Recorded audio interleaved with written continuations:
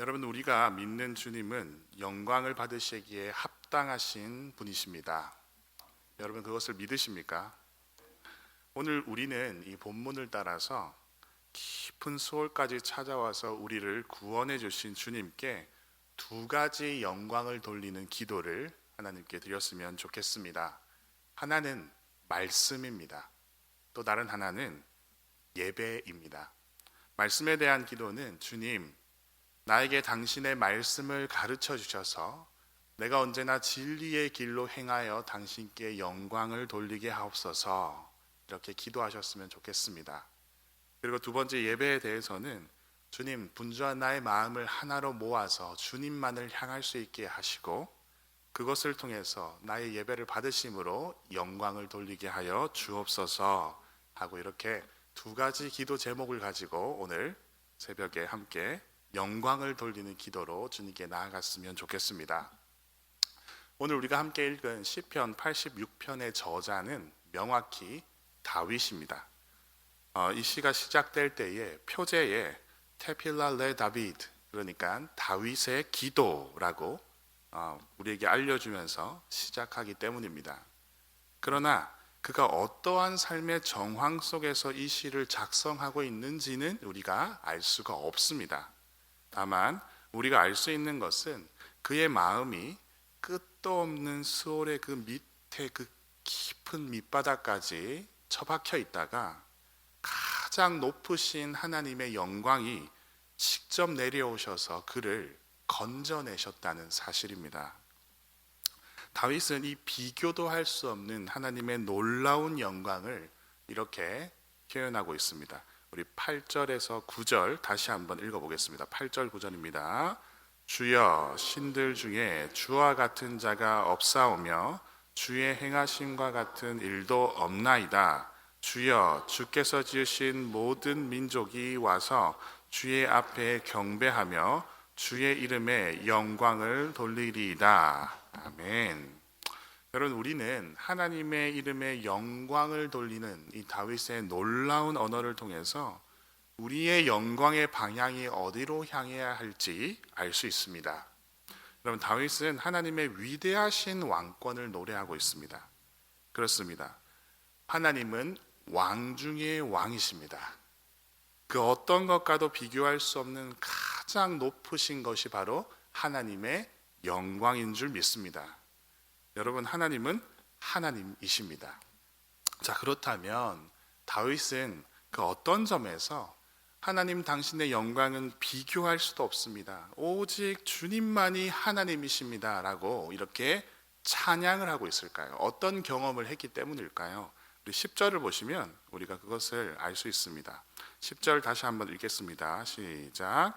무릇 주는 위대하사 기이한 일들을 행하시오니 주만 하나님이십니다 라고 고백하고 있습니다. 여러분 보시면요, 다윗이 지금 당신만이 하나님이십니다 라고 고백하는 근거가 주님께서는 위대한 일들, 그러니까 기이한 일들, 기적들을 행하셨기 때문이다 라고 영광을 돌리고 있습니다.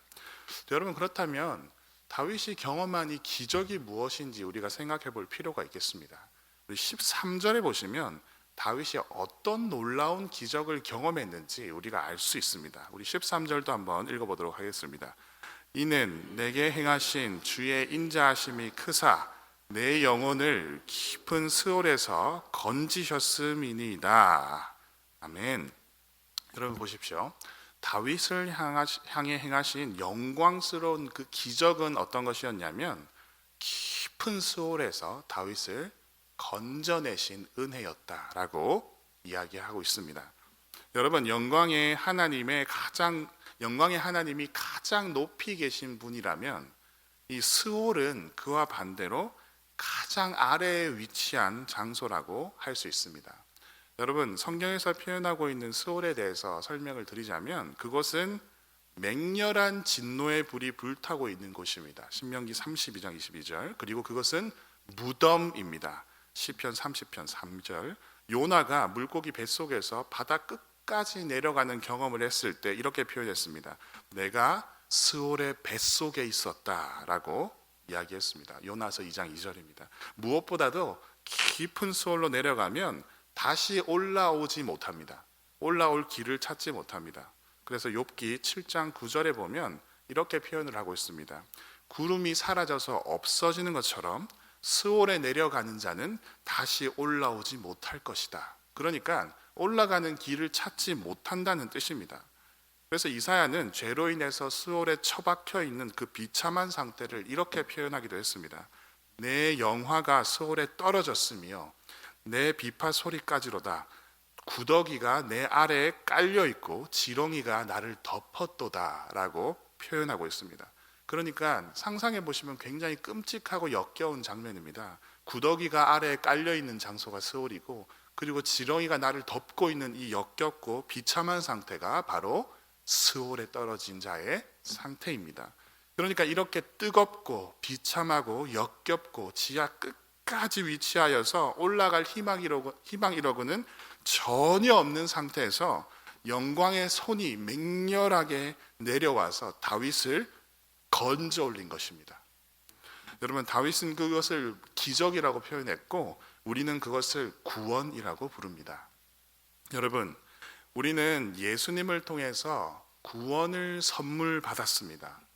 우리가 이것이 얼마나 대단한 것인지 자주자주 숙고할 필요가 있습니다.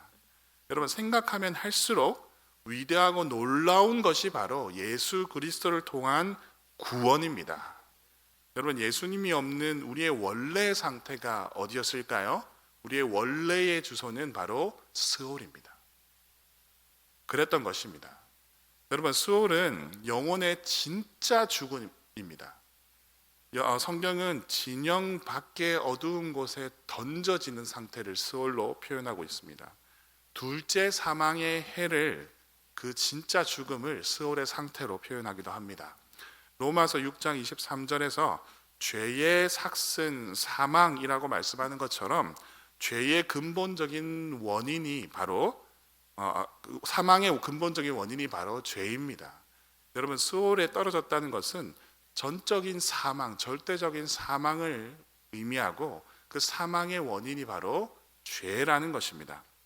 여러분, 다윗이 이 시를 쓸 때에 실제로 스올에 들어가 있지는 않았을 거 아닙니까? 그러면 어떻게 내가 이대로 가다간 스올에 떨어지겠구나, 나의 이제 결론은 스올이 되겠구나 라고 생각했을까요? 어떻게 그런 생각을 하게 됐을까요? 바로 자신의 깊숙한 곳에 도사리고 있는 죄를 보았기 때문일 겁니다. 다시 말해서 다윗은 자신의 죄를 통해서 진정한 죽음인 스올을 바라봤던 것입니다. 여러분, 죄는 강합니다. 죄는 사람을 절대적으로 조정합니다. 죄의 궁극적인 목표가 뭔지 아십니까? 죄의 궁극적인 목표는 바로 하나님입니다. 죄는 우리로 하여금 하나님을 향해서 반역하게 만듭니다. 죄는 십자가를 미워합니다. 죄는 하나님에 대한 정의를 계속해서 드러내게 합니다. 죄는 우리의 영적인 감각을 무너지게 하는 나병과도 같습니다. 여러분, 예수님 없음, 인간이, 이 영혼이 예수님 없음으로 살아가게 되면 온 몸이 진물과 냄새가 진동을 하는데, 죄는 우리의 코와 피부의 감각을 마비시켜서 우리가 그냥 이 마비된 상태로 하나님 없이, 예수님 없이 살아가는데도 스스로 행복하다고 착각하게 합니다. 여러분, 이런 끝도 없는 절망의 상황에서 주 예수 그리스도께서 직접 내려오셔서 저와 여러분을 구원의 그 강한 손으로 낚아채신 것입니다. 너는 살았다, 너는 생명을 얻었다, 너는 구원받았다, 우리에게 선포하여 주신 것입니다. 주 예수 그리스도의 십자가를 통해서 주님은 저와 여러분들에게 그 소망도 끊어진, 구원의 소망도 할 수 없는 그 스올에서 저와 여러분들을 건져내신 것인 줄 믿으시길 바랍니다.